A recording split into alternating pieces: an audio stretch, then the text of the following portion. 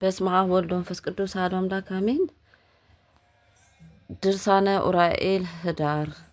ከዕለታት በአንደኛው ቀን የቁስጥንጥንያ ሰዎች ሃይማኖቱ የቀና ከንጉሳቸው ከዮስጦስ ጋር ተሰበሰቡ። ከዚያም ለስጋችንና ለነፍሳችን መድኃኒት እንዲሆነን የመላእክት አለቃ የቅዱስ ኡራኤል በዓል እናከብር ዘንድ ክብሩን ንገረን ወይም ግለጽልን ብለው አባ ሕርያቆስን ጠየቁት። ያን ጊዜ በእውነት የእግዚአብሔር ፍቅር ከእናንተ ጋር ይሁንና እናንተ ደጋግ ሰዎች ዛሬ ወደ እኔ መምጣታችሁ እጅግ በጣም መልካም ነው በማለት አባ ሕርያቆስ እንዳላቸው ከዕለታት በአንደኛው ቀን ከዚህ ከኃላፊው ዓለም ነፍሴ ከስጋዬ ተለይታ ያለ በጎ ስራ ከዓለሙ ሁሉ ፈጣሪ ፊት መቆሜንና አስፈሪ በሆነ በሲኦል ጨለማ ውስጥ ያለውን መከራ አሰብኩኝ።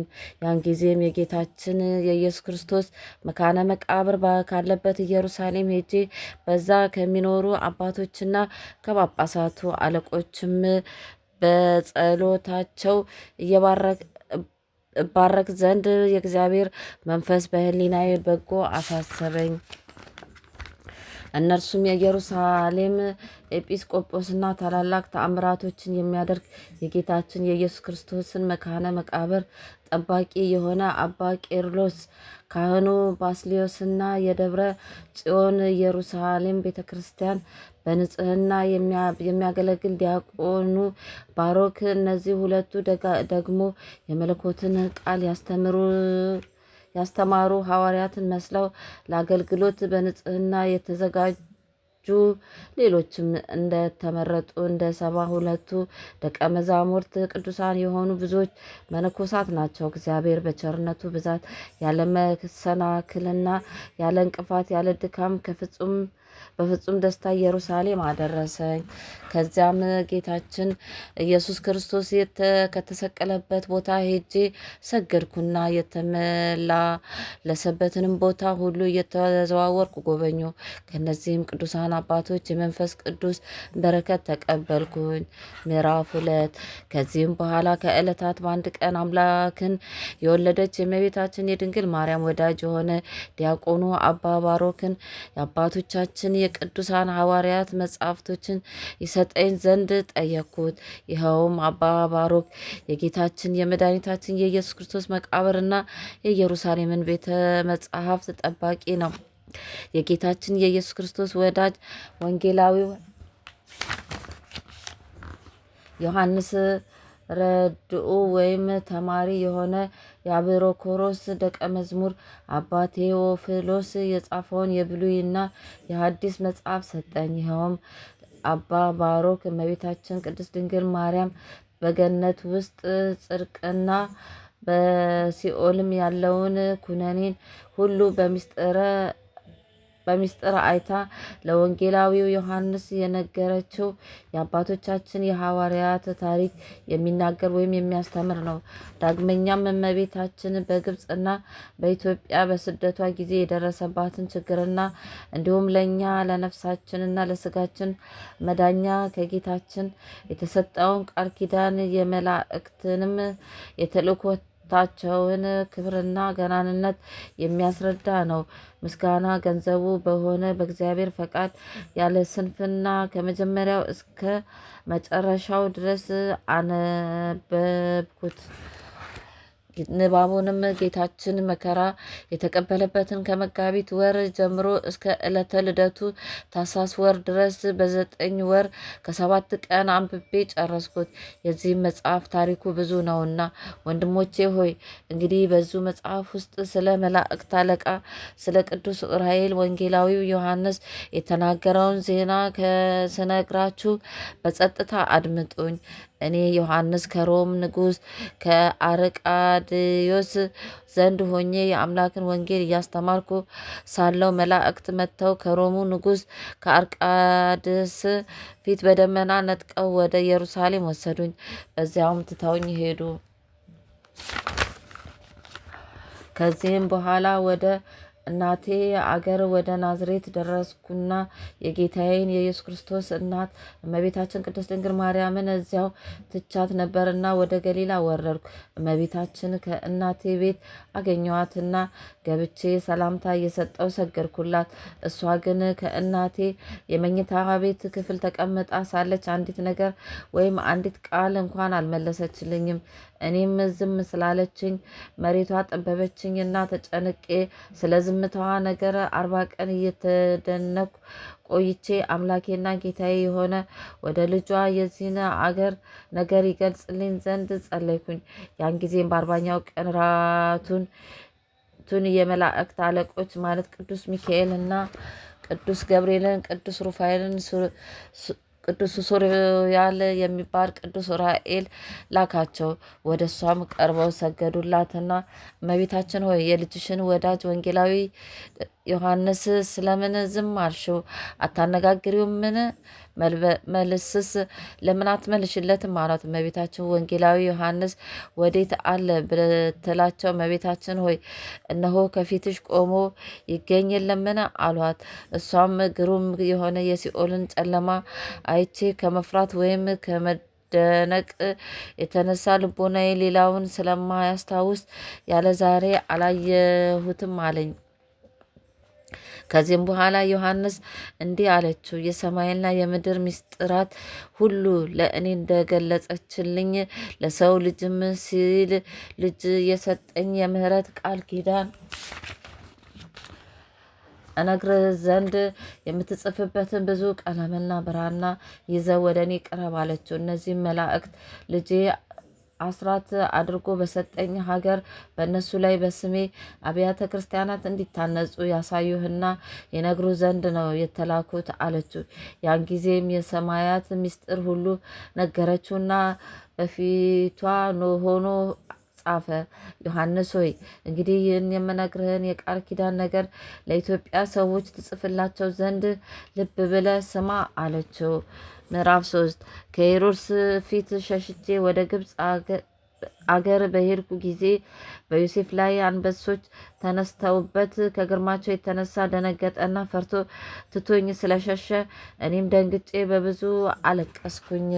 ልጄንም ከሰሎሜ ጀርባ ወስጄ አዘልኩትና ወደ ዮሳፍጥ በረሃ ሸሸው። ያን ጊዜ ልጄ አንበሶቹ ወደ አንቺ አይደርሱምና በሩጫ አትድከሚ፣ እኔን በመፍጠንሽ ሩጫ አታብዥብኝ፣ አይዞሽ አትፍሪ፣ ቁሚ አለኝ። ይህንን ተናግሮ በጀርባዬ ላይ እንደሆነ ፊቱን ወደ አንበሶቹ መለስ አድርጎ ገሰጻቸው። አንደኛው አንበሳ ጠርቶ ዮሴፍ ከሸሸበት ቦታ በአንተ ላይ ተቀምጦ ተመልሶ ወደ እኔ ይመጣ ዘንድ ወደ ዮሴፍ ሂድ ብሎ አዘዘው።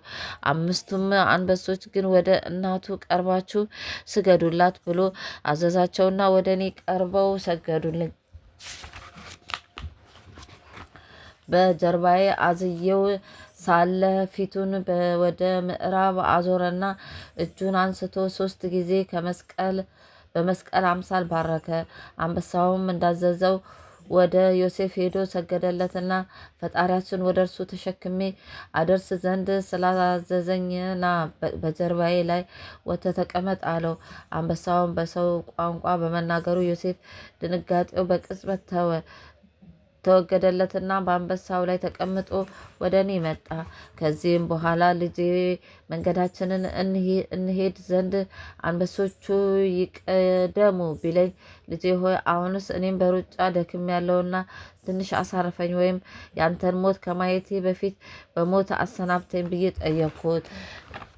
የእኔ ሞት ለዓለም ሁሉ ደስታ ስለሆነ አንቺም በእኔ ሞት ብታዝኝም በመነሳቴ ደስ ይልሻል። የእስራኤል ወገኖች ዘመዶችሽም በዚህ ይደሰታሉ። ከሞቱ በኋላም አባትሽ ዳዊት እግዚአብሔር የሕዝቡን ምርኮ በመለሰ ጊዜ እስራኤል ያዕቆብ ፍጹም ደስታን ያደርጋል ብሎ እንደተናገረ ከመለኮቴ ጋር አዋህጄ ንጹሕ የሆነውን ስጋሽን በመልበስ የሲኦልን ምርኮ እመልስ ዘንድ መጥቻለሁ አለኝ። እኔም ልጄ ሆይ እንዳልኸው ይደረግልኝና ደግሞ ፈቃድ ሆኖ ታስረዳኝ ዘንድ አንዲት ቃል ጠይቃለሁ ብዬ ለመንኩት። አሁን ሁሉም እንደ ወደድሽ ይደረግልሽ አለኝ። ከዚህም በኋላ ሁል ጊዜ በጀርባዬ ላይ ሆና ወደ ምዕራብ የምትባርከው ስለምንድን ነው ብዬ እንደገና ጠየኩት። እሱም እናቴ ሆይ ስሚኝ፣ ልነግርሽ በኋላ ዘመን በዚያች ሀገር ውስጥ ካንቺ መወለዴን ሳያዩ በመስማት ብቻ በእውነት የሚያምኑ ብዙ ቅዱሳን ወይም ደጋጎች ሰዎች ይወለዱባታል ብሎ ነገረኝ። አይሁድ ግን ኢሳይያስ በትንቢቱ እነሆ ድንግል በድንግልና ጸንሳ በድንግልና ወንድ ልጅ ትወልዳለች፣ ስሙም አማኑኤል ትለዋለች። ትርጓሜም እግዚአብሔር ከኛ ጋር ነው ማለት ሲሆን በዓይናቸው እያዩ በጆሯቸው እየሰሙ በምቀኝነታቸው እኔን ይገድሉኛል።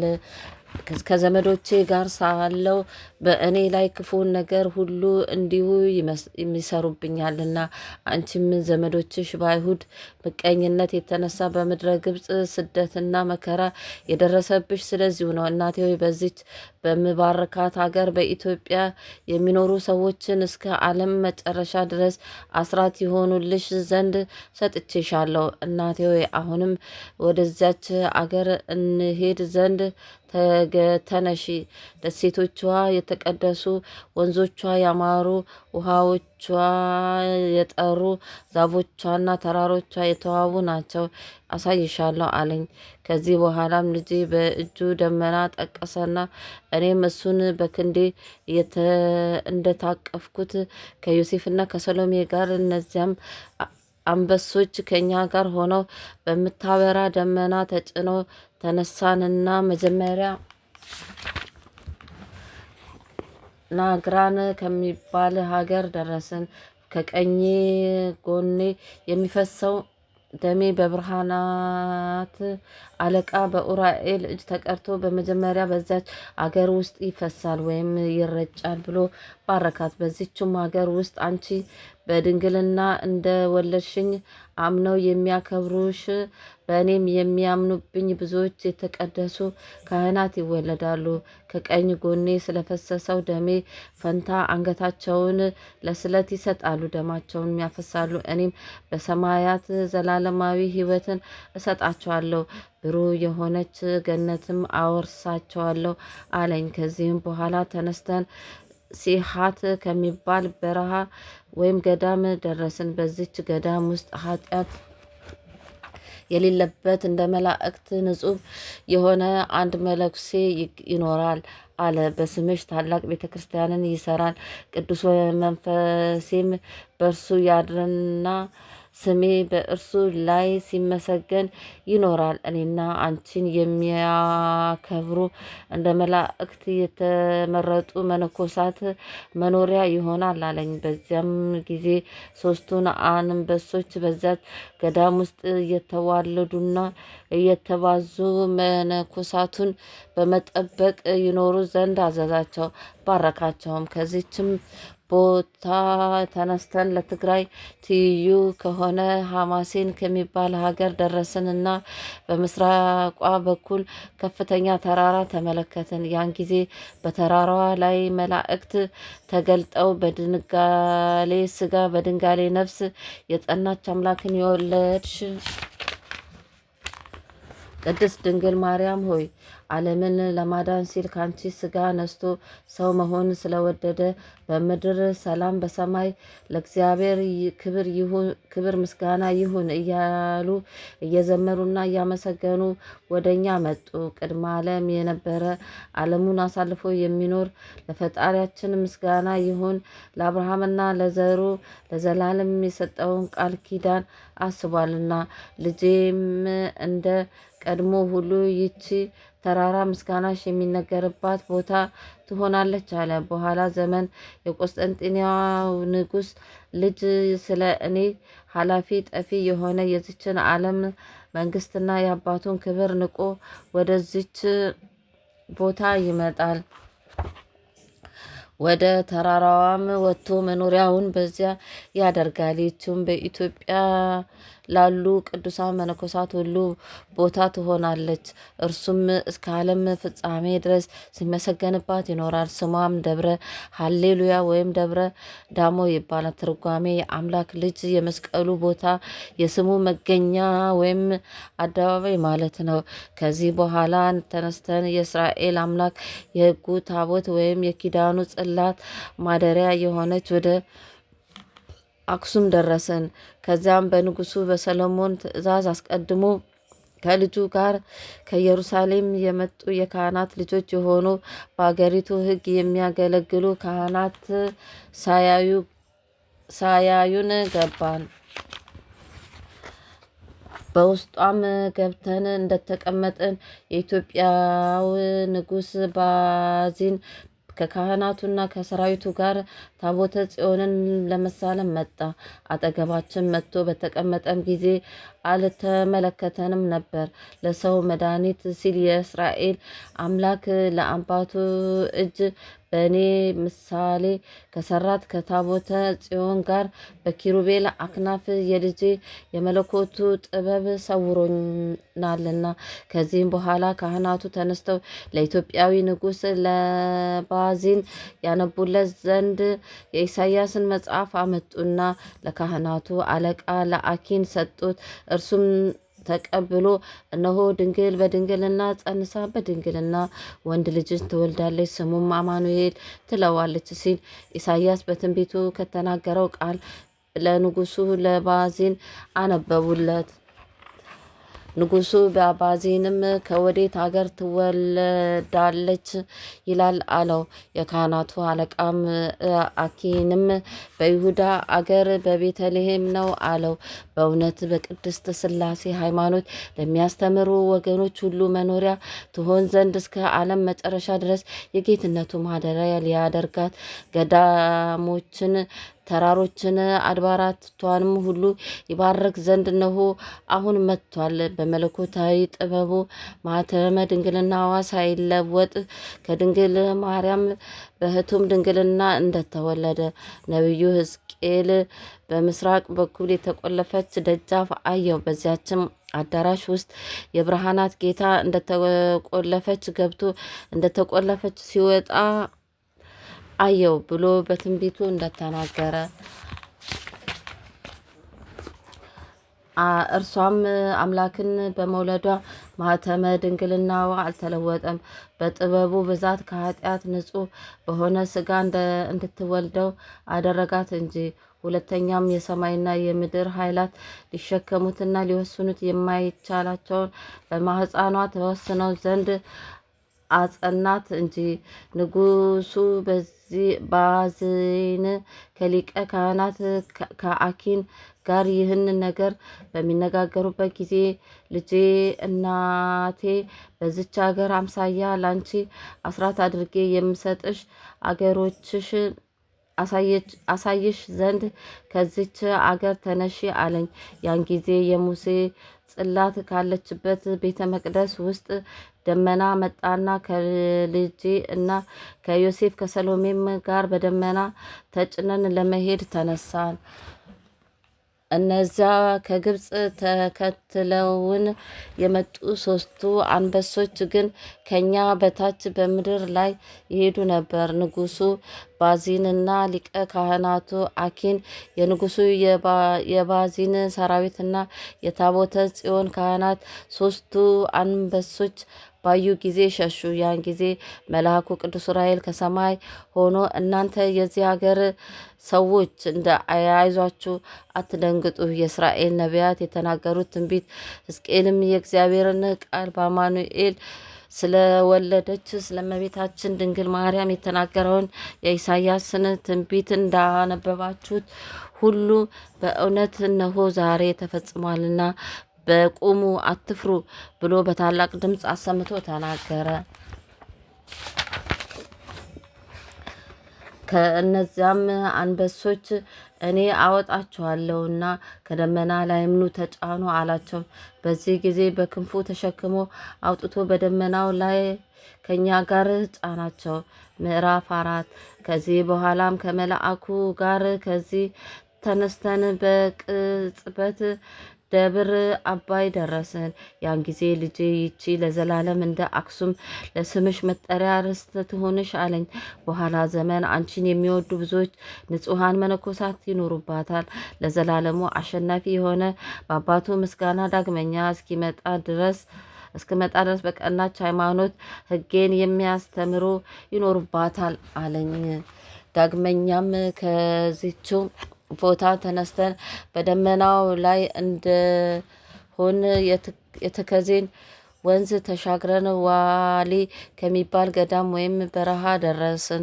ከደመናው ላይ ወርደን ከዚያ በሚገኘው በረሃ ዋሻ ውስጥ ገባን።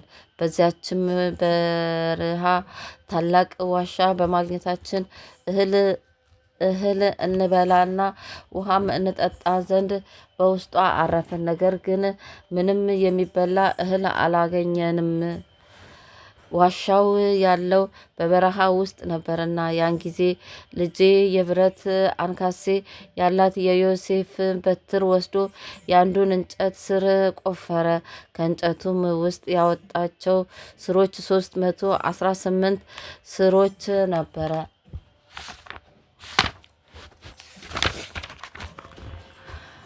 አንዱን ስር አንስቶ እናቴ ይህንን የእንጨት ስር አንቺ ብዩ አለኝ። ያን ጊዜ ልጄ ሆይ ከስንዴ በቀር ሌላ እንጨት መብላትን አልለመድኩም፣ ይመረኛል ብዬ መለስኩለት። ይህ ይመረኛል የምትይው የእንጨት ስር ከማር ከስኳር ይበልጥ የጣፈጣቸው የሚመገቡት ቅዱሳን መነኮሳት አሉ አለኝ። የምነግርሽን ታስተውይ ዘንድ ጆሮሽን አንቅተሽ ስሚኝ። በኋላ ዘመን ስምሽን የሚጠሩ በፍጹም ምስጋና አንቺን የሚያከብሩ ብዙ መነኮሳት ከየሀገራቸው መጥተው በዚች ገዳም ውስጥ ይኖራሉ። እኔን የመውለድሽ ዜና በተሰማ ጊዜ በኢትዮጵያ ከሚኖሩ ማለት ከትግራይና ከጎጃም ሰዎች አስቀድመው ያምናሉ። በኋላ ዘመን ኃላፊ የሆነውን ዓለም እየናቁ ከኢትዮጵያ አውራጃዎች መጥተው በቤተ ገዳም ውስጥ ይኖራሉ። ዳግመኛም ስለ እኔ እና ስለ አንቺ ፍቅር የኢትዮጵያ ሰዎች እየመጡ ለዝችው ገዳም ከገንዘባቸው አስራትን እያወጡ ይሸጣሉ። እኔም ስለ ስምሽ ከዚህ ከኃላፊው ዓለም ክፉ ነገር ሁሉ ከሲኦልም መከራ አድናቸዋለሁ። እንዲሁም እያለ በሚነግረኝ ጊዜ ግን ግሩማን አናብስት ወደ እኛ መጡብን። ልጄ ግን እጁን ዘርግቶ እናንተ አንበሶች ኑ ከእናቴ ዘንድ ቀርባችሁ ከፊቷ ስገዱ አላቸው። እነሱም ወደ እኔ ቀርበው ሰገዱልኝ። እንደዚሁም ፀሐይ ጽድቅ የሚባል የፈጣሪያችንና የአምላካችን እናት ሆይ ሰላም ላንቺ ይገባል እያሉ በሰው ቋንቋ ተናገሩ። እምቦሳ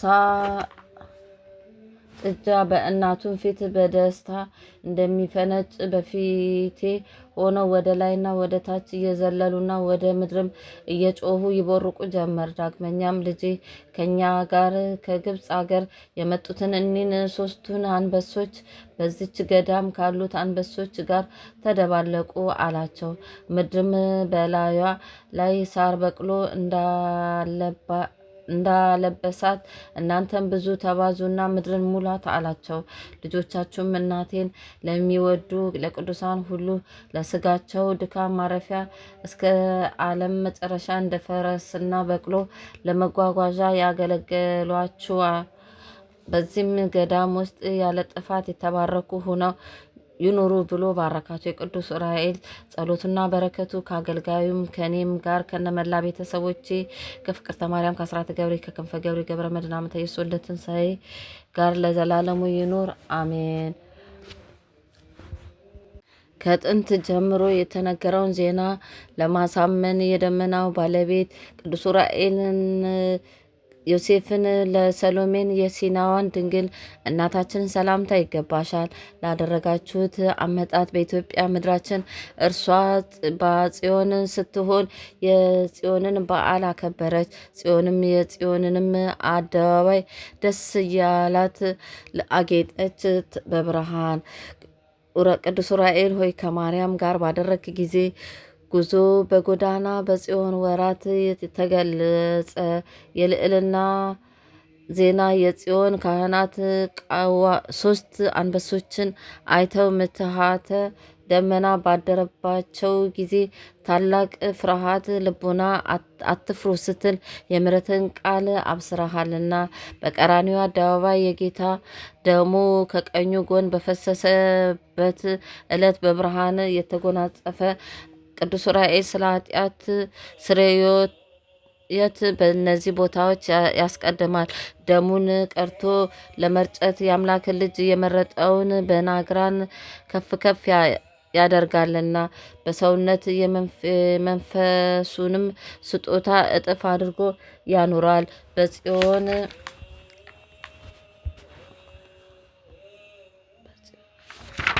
በጽዮን ጽላት ለእግዚአብሔር ለእናቱ ለድንግል ማርያም ምስጋና ይገባል ለዘላለሙ አሜን። በኢሳይያስ አንደበት አስቀድሞ በምሳሌ እንደተነገረው ሰላምን ያገኙ ዘንድ እየተመኙ ቆይተው የጽዮን ካህናትን የተወደደውን ንጉሳቸውን እነሆ ዛሬ ከቅዱስ ዑራኤል ቃል መልካም ዜናን ሰምተው እናት ድንግልን ማግኘታቸውም በጽዮን ተገለጠ፣ ተፈጸመ። ምኞታቸው አንድ አምላክ በሚሆን በአብ ወመንፈስ ቅዱስ ስም አሜን። ድርሳነ